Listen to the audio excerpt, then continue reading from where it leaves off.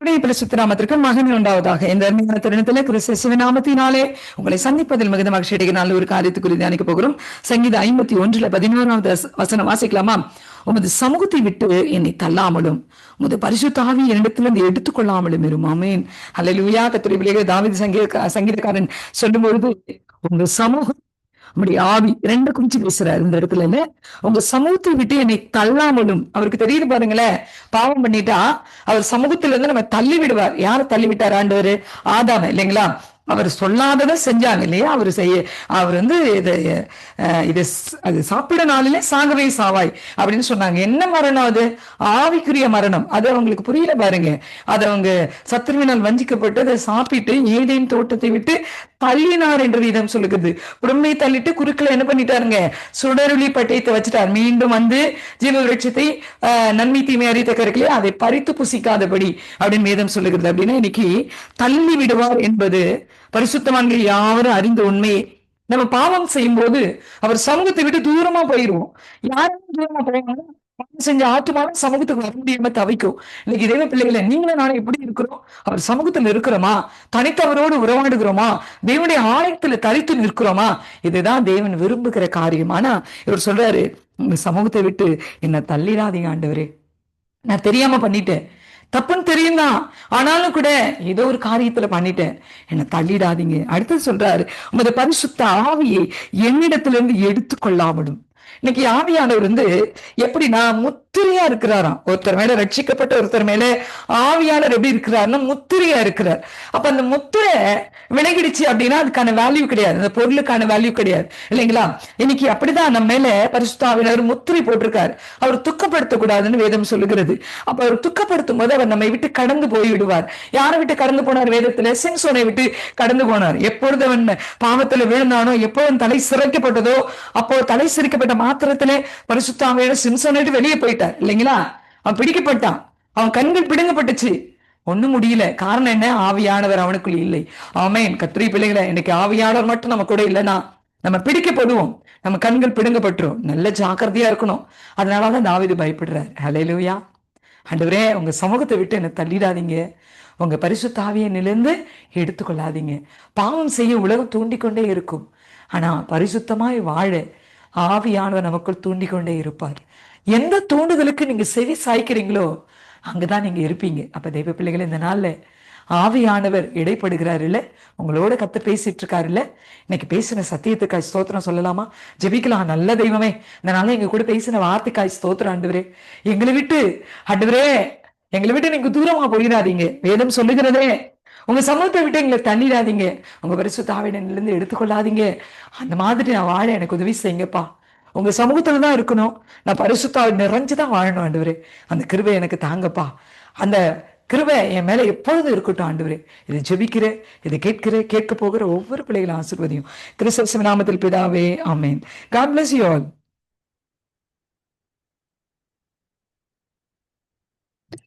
கிறிஸ்துவில் பிரியமானவர்களே, இந்த நாளுக்கென்று தேவன் நமக்கு ஜீவ வார்த்தை சங்கீதங்களின் புஸ்தகம் 91வது சங்கீதம் 7வது வசனம்.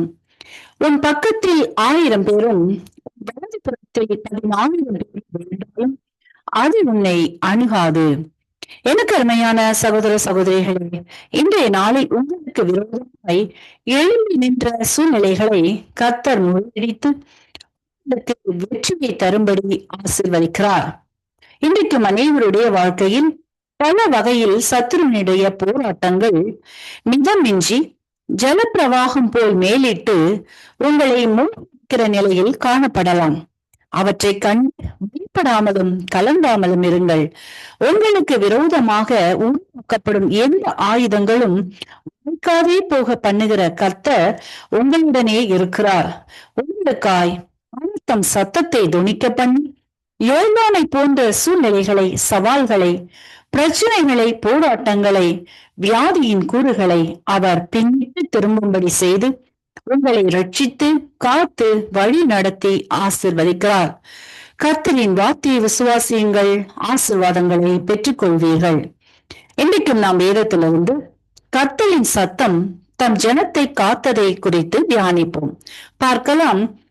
சாமுவேலின் புஸ்தகம் 7வது அதிகாரத்தை நாம் வாசிக்கையில் அங்கே இஸ்ரவேலருக்கு விரோதமாய் பெலிஸ்தர் மிஸ்பா என்கிற இடத்திலே எதிர்த்து நிற்கிறார்கள்.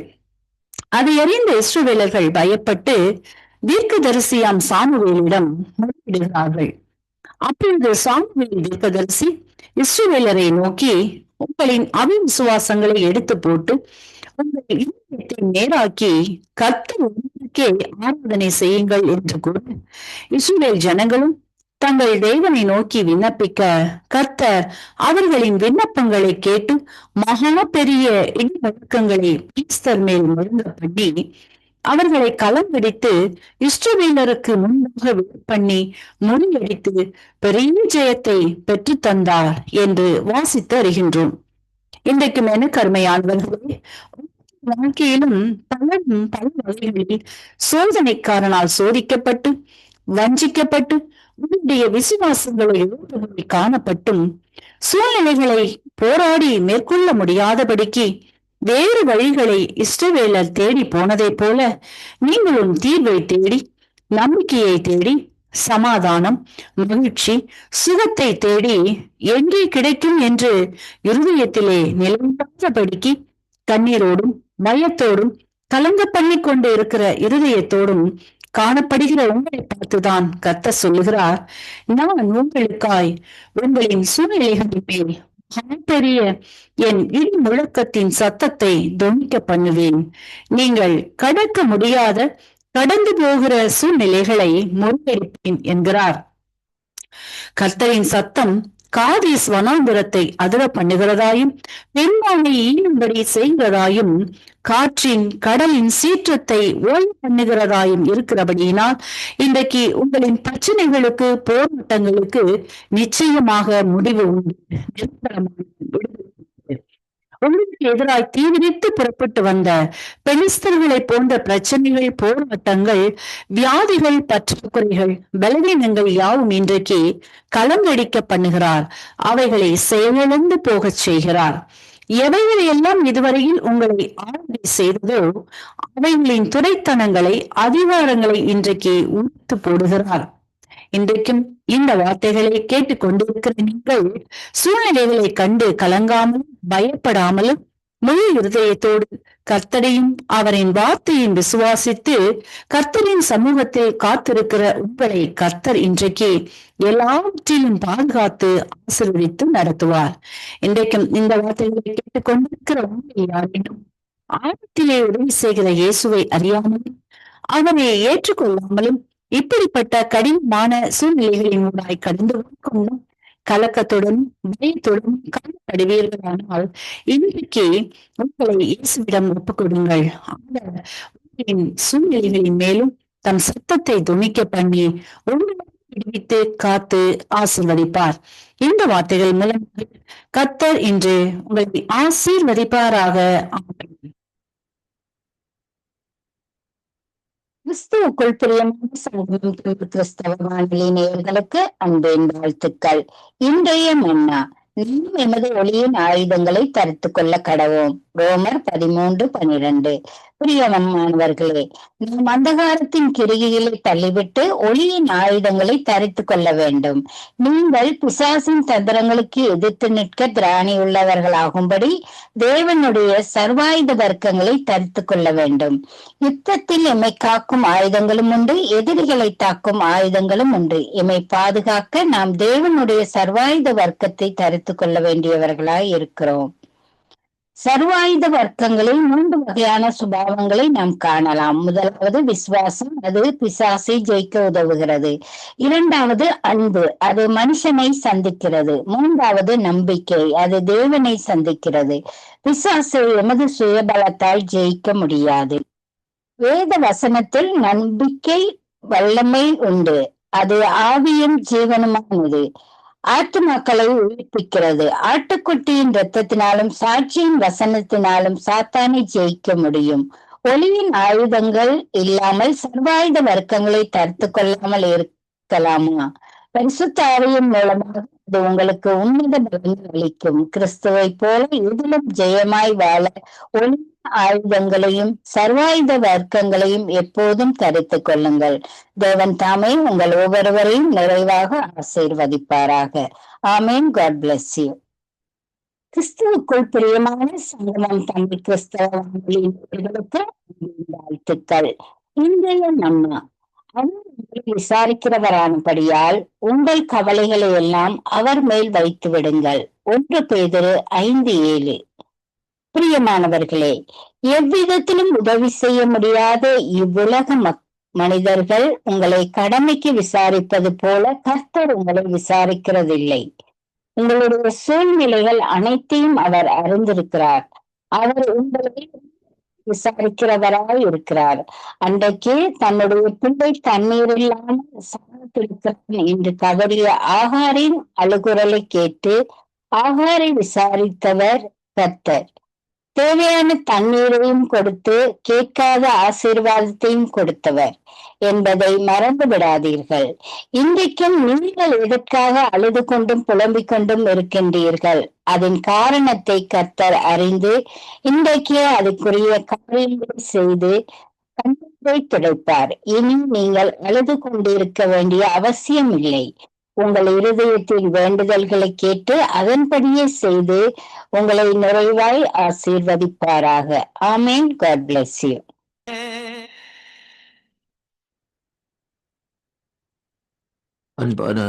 அன்பு உள்ளங்களே, மீண்டுமாய் ஒரு புதிய வாக்குத்தத்தத்தோடு இந்த நாளிலும் நான் சந்திப்பதில் நான் மிக்க மகிழ்ச்சி அடைகிறேன். கர்த்தருக்கு மகிமையும் கனமும் துதியும் புகழும் உண்டாவதாக. இந்த காலை வேளையிலும் 21ஆம் தேதி மாசி மாதம் 2026ஆம் ஆண்டு சனிக்கிழமை இந்த வாக்குத்தத்தம் லூக்காவின் சுவிசேஷ புஸ்தகம் 1ஆம் அதிகாரம் 37வது வசனம் இப்படியாக சொல்லுகிறது. தேவனால் கூடாத காரியம் ஒன்றும் இல்லை என்றான் என்று சொல்லி இந்த நாட்களிலே பார்க்கிறோம். இந்த வார்த்தைகளை தேவதூதன் இந்த நாட்களிலே மரியாளுக்கு இந்த நாட்களிலே சொல்லுகிற காரியமாக இந்த நாட்களில் இருக்கிறதை பார்க்கிறோம். அன்பு பிள்ளைகளே, அப்படியானால் இன்றைக்கு மனுஷனாலே செய்ய முடியாத காரியங்களை பார்க்கிற வேளையிலேயே அந்த காரியங்கள் தேவனாலே ஆகும் என்று சொல்லி இன்றைக்கு நாங்கள் பார்க்கிறோம். இன்றைக்கு அநேகர் திருமணமாகி நீண்ட நாட்களாக பிள்ளைகள் இல்லாதபடி இந்த நாட்களிலே அவர்கள் அலைந்து கடைசியாக ஆண்டவருடைய சமூகத்திலே இந்த நாட்களில் வந்தடைகிற வேளையிலே அங்கே ஊழியர்கள் அவர்களுக்காக ஜெபம் பண்ணுகிற வேளையிலே அவர்கள் அங்கே கற்பம் தரித்து குழந்தை வருகிறதை அங்கே காணக்கூடியதாக இருக்கிறது. இது ஒரு மகத்துவமான அற்புதமாக இருக்கிறது. ஏனென்றால் மனுஷனால் கூடாத காரியம், டாக்டர்களால் கைவிடப்பட்ட நிலையிலே எல்லா காரியம் ஒன்றுமே செய்ய முடியாத என்ற நிலைப்பாட்டை இருக்கிற வேளையிலே, ஆனால் தேவனோ இல்லாதது இருக்கிறதாகவும் இருக்கிறதை இல்லாதாகவும் செய்கிற தேவனாய் இந்த நாட்களில் இருக்கிறார். அநேகருடைய நோய்கள் நீங்குவதை, நீண்ட நாட்களாக கொடிய நோயினால் வேதிக்கப்பட்டு தாக்கப்பட்டிருந்த அநேக ஜனங்கள் ஆண்டவருடைய சமூகத்திலே வருகிற வேளையிலே ஒரு சிறிய ஜெபத்தின் மூலமாய் அந்த நோய்கள் நீங்குவதை அநேக சாட்சிகளையும் இந்த நாட்களிலே நாங்கள் காணக்கூடியதாக இருக்கிறது. இது எப்படி என்று சொல்லி இன்றைக்கு நாங்கள் பார்ப்போமா இருந்தால், மனுஷர்களால் இந்த நாட்களிலே சில காரியங்கள் கூடாது. வேதத்திலே நீங்கள் எடுத்து பாருங்கள். அங்கே ஆண்டவராய் இயேசு கிறிஸ்து வாழ்ந்த காலகத்திலே பெரும்பாலுள்ள ஸ்திரீ தன்னுடைய பணங்கள் எல்லாவற்றையும் அங்கே வைத்தியர்களுக்கு கொடுத்து ஒன்றுமே இல்லாத நிலையிலே கடைசியாக அவளாலே ஒன்றுமே செய்ய முடியாது. அதனாலே ஆண்டோடைய வஸ்திரத்தின் ஓரத்தையாவது நான் தொட்டு சுகமடைவேன் என்ற ஒரு நம்பிக்கை இந்த நாட்களிலே வைத்தாள். அந்த விசுவாசத்தின் பிரகாரம் அவள் ஆண்டவராய் இயேசு கிறிஸ்து நடந்து சென்று கொண்டிருந்த வேளையிலே அவருடைய வஸ்திரத்தின் ஓரத்தை அப்படியே அமைதியாக இந்த நாட்களிலே ஒருவருக்கும் தெரியாதபடி இந்த நாட்களிலே வந்து தொட்டாள் என்று சொல்லி பார்க்கிறோம் அந்த ஜனக்கூட்டத்தின் மத்தியிலே.